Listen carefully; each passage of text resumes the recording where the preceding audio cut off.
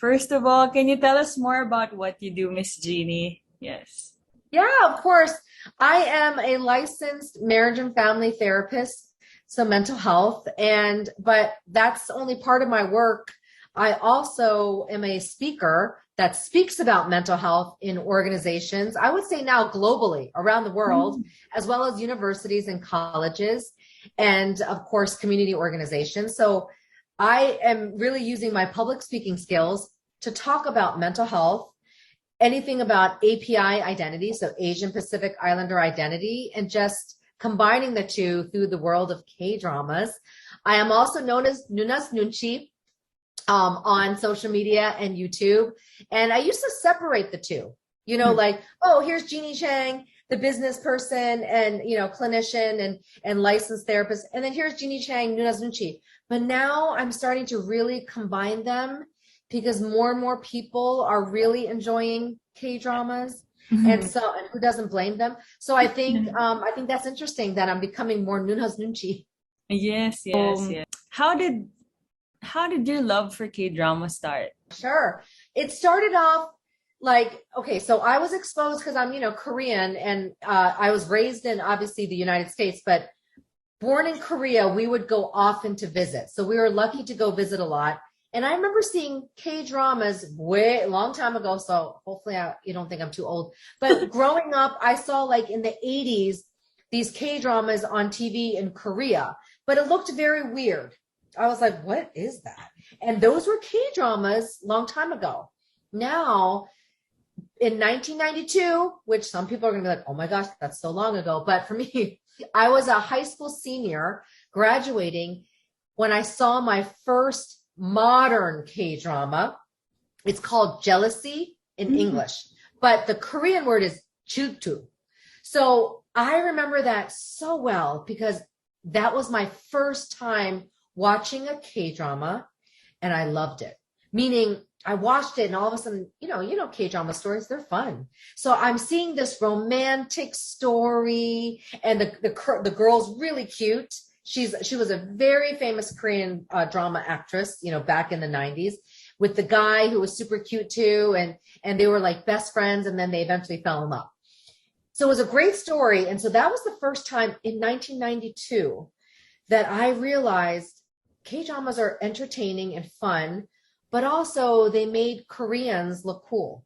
Yeah. I mean, and that was a long time ago because I didn't think Koreans were cool. And then after that, I started really appreciating my culture.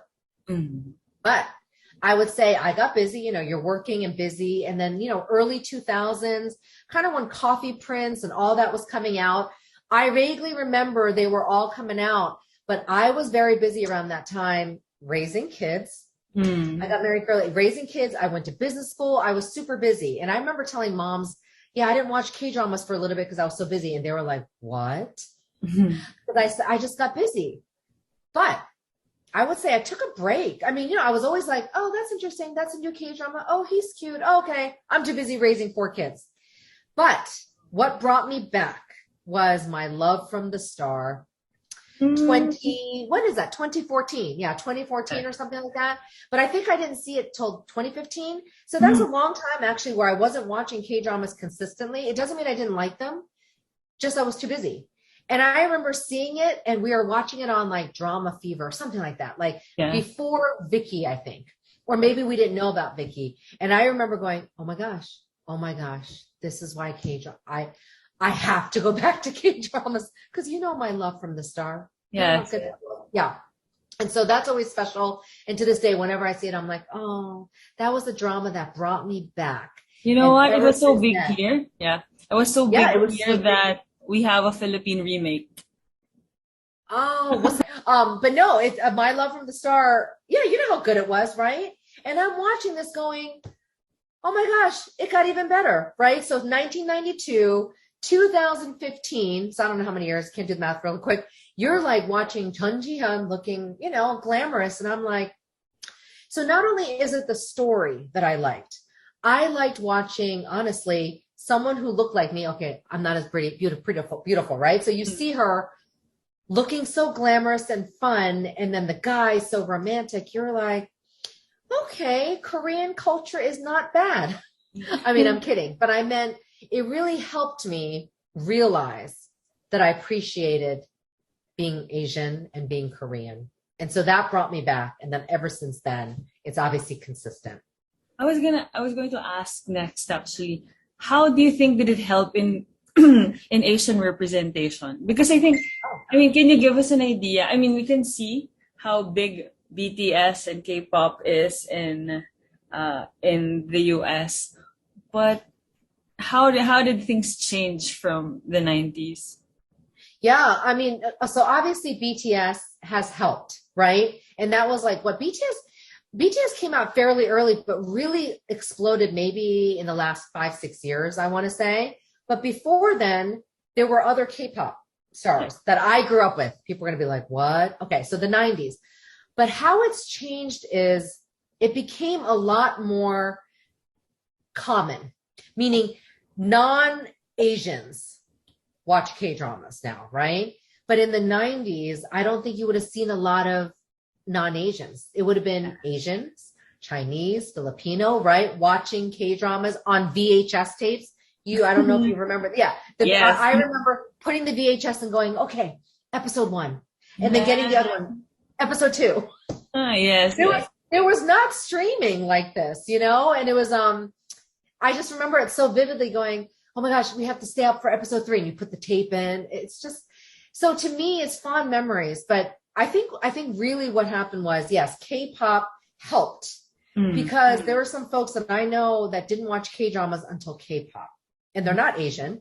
Some are Asian, some are not, but they'd be like, oh, I started watching Korean dramas because I liked, not BTS, let's just say like EXO. Yes. And I was like, oh, EXO is in 100 Days My Prince or something, And so I think that is what really got some people in. I was already in. In fact, I got more into K-dramas before K-pop. Yes. I liked K-pop, but I was like really into K-dramas. And then when you're listening to K-drama OSTs, you're like, that's good music. Then you start putting a Spotify list and they're also K-pop stars. Do you know what I mean? Yes, yes, I know. It really, no, but I want to say it really, like the phenomenon exploded maybe in the last 5 years overall with Korean content, right? But K-dramas, no, they've been popular for a long time. It's just that not fully mainstream. Does that make sense? I'm always telling people that I go, before Squid Game, guys, there was a lot more K. Yeah. I mean, I make fun of them. I make fun of my friends who are like, oh yeah, Squid Game. And I'm like, yeah, that's okay. I mean, it was a good case, but I go, it's not my favorite, but I'll laugh going, I know it helped. That Squid Game helped bring it massive attention, Here in the Philippines, I think Netflix did it with Crash Landing on You. I think you know what? You're right. Yeah. Okay. So that's good. Thank you for bringing that up. Netflix, the streaming services, really helped everybody be able to watch things with the subscription, right? But it was really good to be able to like have access to Crash Landing, and then Vicky, like the Red Sleeve. I'm just saying, the Red Sleeve is one of my favorites. So, these K-dramas became so much easier to watch. It's not the TV anymore. You just pick up your phone or your laptop. And so I think that has helped also make it easy. But don't forget, I'm in mental health. So during COVID, this pandemic, it tripled because people were feeling lonely and stressed. And they're like, oh, what do I do? I'm at home. There's COVID. I can't do anything. Let me watch Netflix. Let me, I know so many people are like, I bought Vicky because I was like, Netflix is not enough. I need Vicky. And I agree with that. I was like, yes, I do agree with that. No, so I think it really helped people in the pandemic, when things were very stressful and tough. Those K-dramas really help people get through hard times. Yes. What do you think is in K-dramas that draw a lot of viewers, especially during the lockdowns? The storytelling is so well done. Like, I wish I could know these screenwriters. I'm like, I am a mental health expert. And when I watch one scene, I could start out laughing and then you're crying by the end of the scene. I'm amazed at the way the characters, and obviously it's the acting too. You got to give credit to the actors, but the character development You start episode 1, you don't like them much. By episode 8, you start going, oh, I feel sorry for them. Yeah, I understand. You know what I mean? Oh, I love the girl.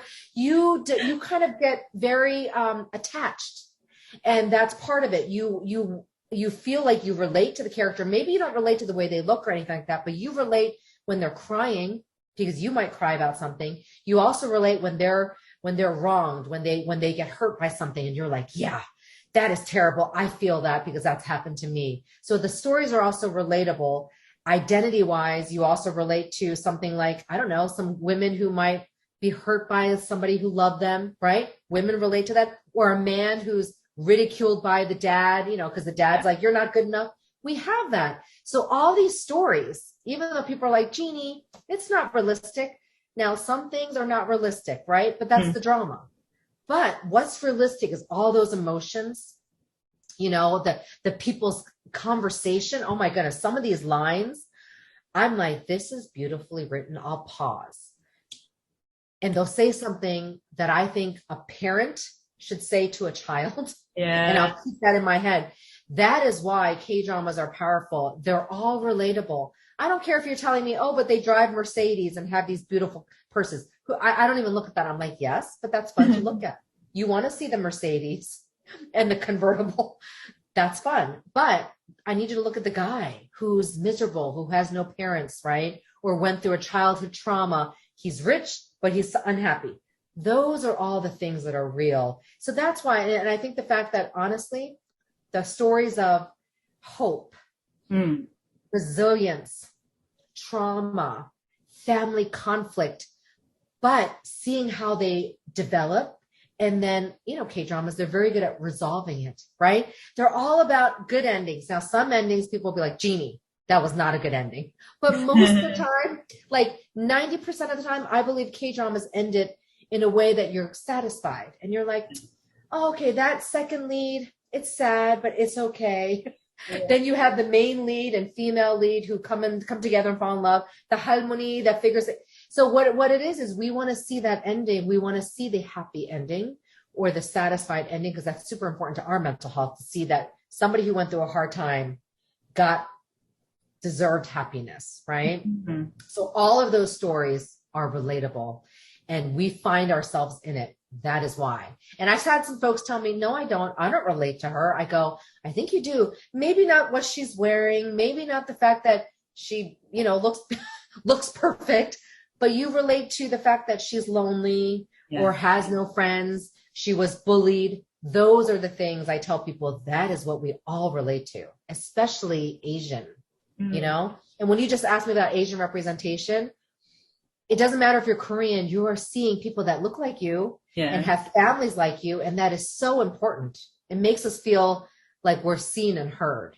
I see. It's nice that you brought that up, the beautiful lines, because I actually keep a notebook where I write down the quotable quotes. So there. So good line.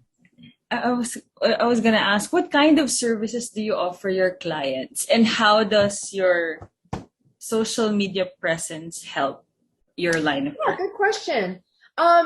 It's interesting. I have never leaned on my social media until recently, when it's just kind of growing, and I'm like, and I would just do these videos, but it's very consistent, meaning, and I tell people this, I'm still a licensed mental health clinician, and I deal with I work with trauma and grief, but also professionals that need help in the workplace. So a huge range, and not all of them I use K-dramas. I said that to people. I go, not everybody's going to come to me and go, I need you to show me a K-drama, right? No, I will bring it in when I feel it's necessary, or sometimes especially when I give workshops, I'll do K-drama workshops, right? But some clients just don't mention K-dramas, and occasionally I won't push it. So I want to make that clear, meaning I will bring it in when it makes sense. A couple times I've had to say to couples, you know what? It's going to help you become close. Watch a K-drama. And they'll stare at me.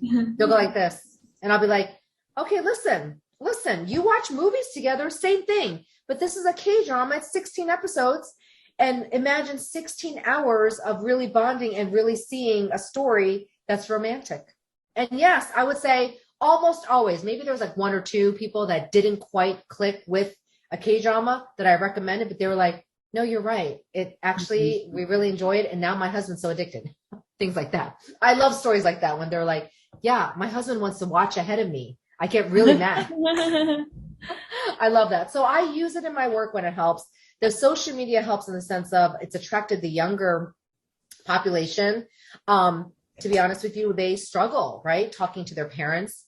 And I think I think I'm able to reach them on social media if I can't treat them in real life. Does that make sense? And that's nice when they're like, oh, by the way, that video helped me. Now I feel like I could talk to my mom. And I'm like, okay, that's good enough for me. Meaning I don't have to see you personally to help you. Nice. That's what social media can do, right? Yes. I'm just curious, what happens during your Korean drama, your K-drama workshops? Is that like? Oh, so yeah, I'm starting to do them more and more. First of all, everybody always cries. Yeah, because I'll show certain clips. I will always show clips. And even if you have never seen the K-drama, which almost everybody, depending on the workshop, hasn't seen some of the K-dramas, right? One time they didn't see, I don't know, Hometown Touchdown. Another class didn't see Itaewon class, and I show some of them. Yeah. And it doesn't matter because I'll show a clip, and then you'll just see someone cry, and I'm like, "What's making you cry?" And they're like, "The fact that this person was traumatized," or like, "Oh my gosh, it reminds me of this," and you'll see some relatability.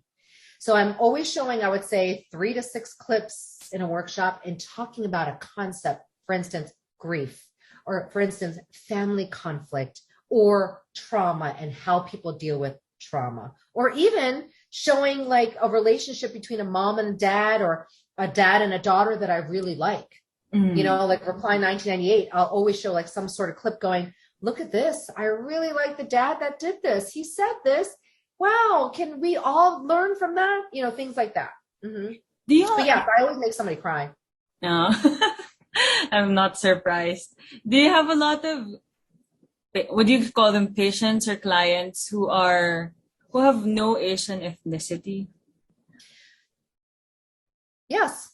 Now, so in my private practice, I want to say almost all are Asian, but not all of them.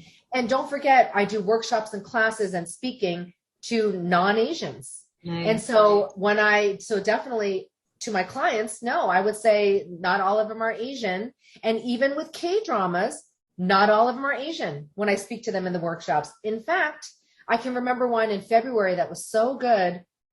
Most of the people were not Asian on the call. I see. And again, they related to it. Now, some of them had seen Squid Game, not anything else, but it doesn't matter because I'm trying to show a story or a clip to show an example. And you don't need to know the whole story sometimes. But then, of course, they got interested. They're like, oh, now I need to watch that K-drama. I'm like, yes. What are your go-to titles, if I may ask? Oh, I was going to say your top 5, yeah. They have shifted in the last year, but my go-to recently has been Hometown Cha-Cha-Cha. Always. Haven't seen. I think that's consistently in every workshop because I'll always find something that covers everything of that. And, you know, and some people say, oh, is it because you favor the actors and stuff? I go, no, actually, I watched it because I favored both of them. But then, no, that story to me was very comforting and it has a lot in there. So that's a go-to. Even the red sleeve, I've shown some stuff in the red sleeve. Obviously, I'll be honest, I'll pick the K-dramas I like. Yeah. Reply 1988, I have used that several times. I've used Boys Over Flowers a couple times. That's an older one, but I've shown some things in there, shown some kind of things that are difficult between the mom and son. And then another go-to was Crash Landing. Definitely. Itaewon Class to show some like identity issues and race. Oh my gosh, I'm forgetting some. What's the funny one? I think those are the ones are my go-tos recently. Oh, and of course, Squid Game. Yes, I did do something from Squid Game. And I actually saw something from My Name. The one on Netflix, My Name. My Name, yeah. My Name is with the Han So-yi, she's kind of getting revenge on her dad. It's kind of like more of a thriller. Yeah. And I shot some clip from there. Yeah. I have, but generally speaking, but I've told people for good mental health though, you also have to be careful of what you watch. So, you know, I am very strict about what I watch. I'll be honest with you. I'm busy too, right? So I don't have time to watch every K-drama. I will pick and choose. And sometimes though, especially like some clients that say, Jeanie, did you see this one? I'll be like, no. But then when people repeatedly mention it to me, then I'll be like, maybe I'll see it. So for instance, I wasn't going to see Sound of Magic, but I recently started it because I got so many comments. It's on Netflix that I got so many comments about it that I was like, okay. And I'll be honest with you, I wasn't going to see the Red Sleeve. I would remember around that time. Did it come out right after Hometown Cha-Cha-Cha? I forget. But I remember I was like, I'm so busy. It's holiday season or something like that. I remember. And I just like, oh, Red Sleeve. It's okay. I love Chuno, but, I just was like, And then I remember 1 or 2 episodes went by and I went, wait a second. It's Chuno. I have to see it. And then I started it a little bit late, like 4 episodes in. And I just binged 4 episodes quickly because I was like, oh my gosh. Oh, what was I thinking that I almost wasn't going to watch it or I was going to wait? Why am I sharing that? Only because I also go with what my clients suggest too, because when some people mention it, I want to be able to know what they're experiencing. But most of the time, if they say, have you seen this? And if I don't have time or I don't want to watch it, I'll say, no, I didn't see that one. But you watch it. I'm just kidding. But most of the big ones, obviously it's important to watch so I could talk about it. Yeah. I see. Thanks. Given your long experience in watching K-dramas, what would be your advice to those who haven't tried it? I mean, in terms of benefits or in choosing the title, I love it. I was going to actually say, even though it seems like I had a long experience watching K-dramas in 1992, remember I took a break. So I have friends who probably have seen it way longer than me. But obviously I watch it intensely, right? Because sometimes they're like, do you remember that? I'm like, don't forget, I watched one scene 5 times. I'm like, let me see that again. Ooh. But this is what I always try to say to people. I'll never try to push a K-drama on you, of course. But because they see my passion, it's not about my work. I love K-dramas because I love them. And I watch them because they help me with my mental health and I enjoy them. So I think when I share about it, of course, people are seeing my passion. So that helps. But when they do ask me, hey, I'm just starting out because you talk about it. What do you recommend? In the last year, it has been Hometown Cha-Cha-Cha. Now, if they say, oh, that's not my genre, what else do you recommend? Then I'll say, you know what? Squid Game. You've heard of it. Go to Squid Game if you like killing, They're like, oh, I do like killing. I love like all that stuff. Then I'll say, okay, Kingdom, All of Us Are Dead and DP and all that stuff. I'll go through those genres. And then people are like, I want rom-com. Then my go-tos are like the classics, Strong Girl Pongsun. That's actually one of my favorites too, Strong Girl Pongsun. Weightlifting Fairy. I love, What's Wrong with Secretary Kim, but I even love the older ones. Like, I shouldn't say older, they're not that old, but like 2010, 2011, like The Greatest Love and I Hear Your Voice. Some of those back in the early 2000s are some of my favorites that I still go, if you have Vicky, watch those because I still love those classic ones. Master Son. Master Son is, and I have some friends, I had to this friend, a good friend of mine, who just doesn't like ghosts, right? And I'm like, but it's not scary. But she's like, I think it kind of could be. And I went, okay, maybe there are a couple scenes that you're like, oh, right? But it's not scary. It's like, in fact, the ghost you get sad about and you start crying, right? So if you haven't seen Master Son, that's one of my favorites. That's also on Viki. So if you don't see it on Netflix, you'll see it on Viki, right? And so, so those are some of my go-tos. But yeah, I'll never push it on you, but I'll definitely be like, oh, you need to watch them if you're curious, especially when people go, I've always wanted to try to watch it. And then I'll be like, yeah, let me suggest some. And usually Netflix is easy because people usually have Netflix. So I'll just list all the ones on Netflix, right? Even the high school dramas, like Heirs, Inheritors, that's classic. I'm like, watch that one too, Yeah. So you discuss with your clients the K-drama scenes for therapy or after? Yeah, some of them we do. Oh yeah, not every therapy session. And sometimes I know that they're watching a K-drama, but we're talking about something else, right? In therapy. But yes, sometimes I'll be like, hey, is there something specific you want to see, talk about in the K-drama you just saw? They're like, yeah, what does this mean? And then I'll just be like, and I'll think about it, right? Going, yeah, I don't remember that. Because sometimes I can't remember every scene, right? Or they'll talk about a scene and I'll be like, let me look at that because I don't remember that, but then they'll remind me and then we'll just break it down together. But it's not me always being the expert. Sometimes I'll be like, well, tell me what made you cry about that scene, or why did you get upset? Some people have told me they've gotten mad at certain things, and then we'll talk about that. I'm like, why'd you get mad? I tend not to get mad when I watch it. I've gotten frustrated because I'm like, oh my gosh, hurry up and fall in love, right? But no, sometimes they'll talk about things and I'll ask them why, and it's really because of something in real life, right? Yes. That they watched in the K-drama. And then I have some folks who actually watch C-dramas, Chinese dramas, and J-dramas too. They have actually said, can you watch this one? I'll be honest. I go, you know what? If I started going that path, I will have no time. So I really want to focus on what I know best, which is K-dramas, Yeah. So that's why I focus on that. Not because I don't want to. I'm like, I don't even have time to watch the K-dramas you talk about. So speaking of what you know best, I'm just curious because I only got to watch K-dramas in the early 2000s. The first one I got to see was Full House. That got me hooked. Oh, that's a good one. Yeah. I'm curious, what are your observations? How has K-drama changed from the 90s? Yeah. A lot. Obviously, artistically speaking, they even did it well back in the 90s. Great production value. But what you see is the biggest change, I would say, I guess, in the way the men treat the women.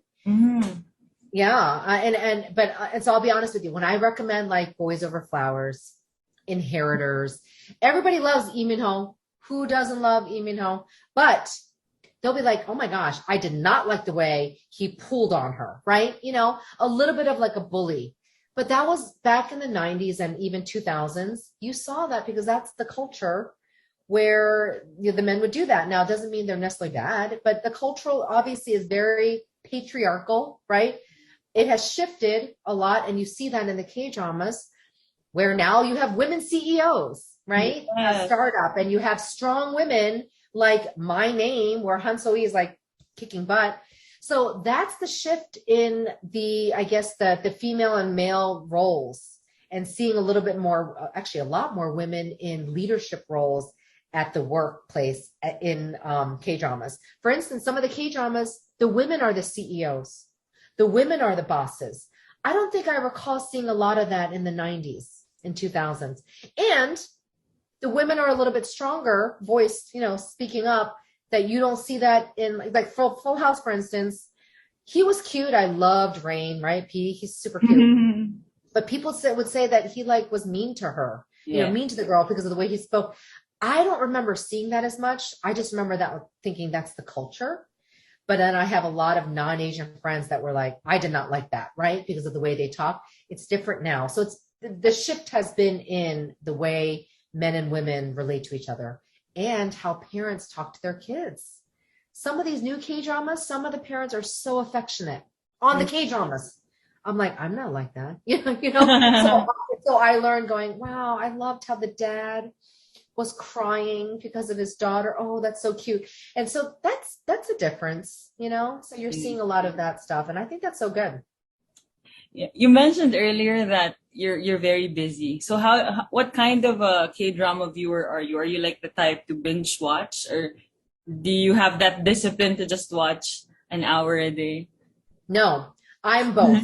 And I make that clear to people. Now, I don't always promote binge watching because you'll be tired. So last week I was tired because I binge watched because I was so behind on the episodes. I think I watched 4 episodes of one, 4 episodes of it was a little bit of much, right? So not 4, 2 episodes of one, 2 episodes of another in one day, like 1 to 2 days. So I was extremely tired because I wanted to catch up and I wanted to watch. So some days I will binge watch, but most of the time I will pace myself more because I'm watching the current drama. So I have no choice, meaning it's 1 episode, 2 episodes a weekend.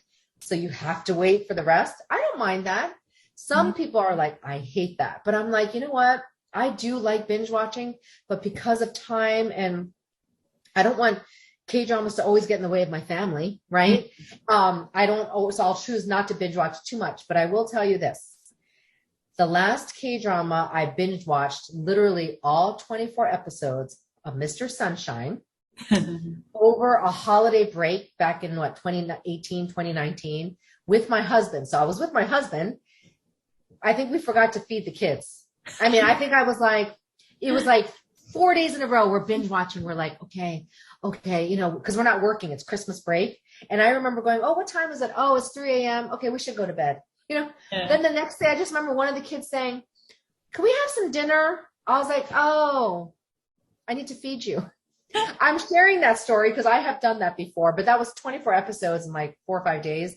But that was the last time I really did that much binge watching on a vacation. I just don't have the time. And plus, I think I developed the discipline not to do it too much. Yeah. Nice, nice. Mm-hmm. And do you have and at home, do your kids watch K-drama too? Yeah, so I would say yes. But I'll be honest, they are busy in school. So I don't always say, oh, no homework in K-dramas. No, I'm like, homework. But my third child, because I have 4 kids, he is the oldest one in the house right now. I would say he's watched the most with us. In fact, to the point that when we were watching It's Okay to Not Be Okay, I remember he was so excited about each episode. I was like, oh my gosh, calm down. He's like, okay, the new episode just came out. Time to watch. I was like, okay. And this was like, on a Saturday. So I was okay with it. But I was like, oh my gosh, he's so excited about this. How young is he? Sorry. How young? He's 18. I see. But when It's Okay to Not Be Okay came out, I think he was what, 16? I see. And so he's the one, and I'm going to share this. He's my son that also wrote about Reply 1988 on a college essay. Wow. So again, all my kids are very aware of them. Some of them have watched 1, some of them have watched 10. Okay, like maybe 8 to 10. My youngest one is probably the most curious and maybe only watched a couple, but they see us watching it and they know we do. And so it's not about, we just don't include them all the time because they're busy. I just thought about this now. If there's an issue, a mental health issue you'd like to be tackled in a series, what would that be? Is there? Yeah, let me think about that because I have seen, what I'll say. The reason why I'm hesitant is because that means there has been a lot of mental health issues tackled in K-dramas. Trauma, suicide. I'm just trying to think. Grief. Almost parental, parents conflict. I'm trying to think what else I deal with that I haven't seen. I guess it's going to be hard to see this, but maybe discrimination. But in a K-drama, it's Koreans, right? Yeah. So it's hard to have discrimination of race, but maybe a little bit more discrimination between some gender issues. Like, for instance, in real life, men and women, there's some competition. If you're in the same workplace, men are treated differently, women are treated differently. Maybe I see a little bit more of that in the K-dramas. You don't see that too much, but a little bit more of that dynamic. I'm a female. That doesn't mean I can't have your job, that kind of thing. So, but obviously, if you made me think about it, it means that K-dramas have done a good job of tackling mental health issues, even the tough ones like suicide. Yes. Based on your content, I can see that. Oh, I realize it's really very, it's very diverse. Yeah. It is. And I'm very impressed with that. That's why someday I'm like, we need to talk to the screenwriters. Like, how are you seeing society that you can write this about suicide and trauma? And suicide's hard. That is a very tough topic, but you do know that in Korea, it's very prevalent. So I guess it's real when they talk about it, and so the more we talk about suicide, it's better. It's preventable. You can help others dealing with a crisis, Yeah. Thanks. And for my last question, what's the most memorable or remarkable experience you've had with a client and that involved K-drama? When there's a couple situations when clients, and even, I'll be honest with you, social media DMs talk about how either something I shared or something they watched. They're like, Jeanie, oh my gosh, I know we've been talking about it, but it clicked when I saw this scene. And I'm okay. I'm not offended if they're like, I know you told me about this, but I guess I had to see the scene and realize that I was, I wasn't showing my emotions enough. I mean, I'm just, or like people felt like they didn't know that they were grieving or sad until they saw something. And that, well, I will say, is the power of K-dramas in the sense of you may not know what you're experiencing.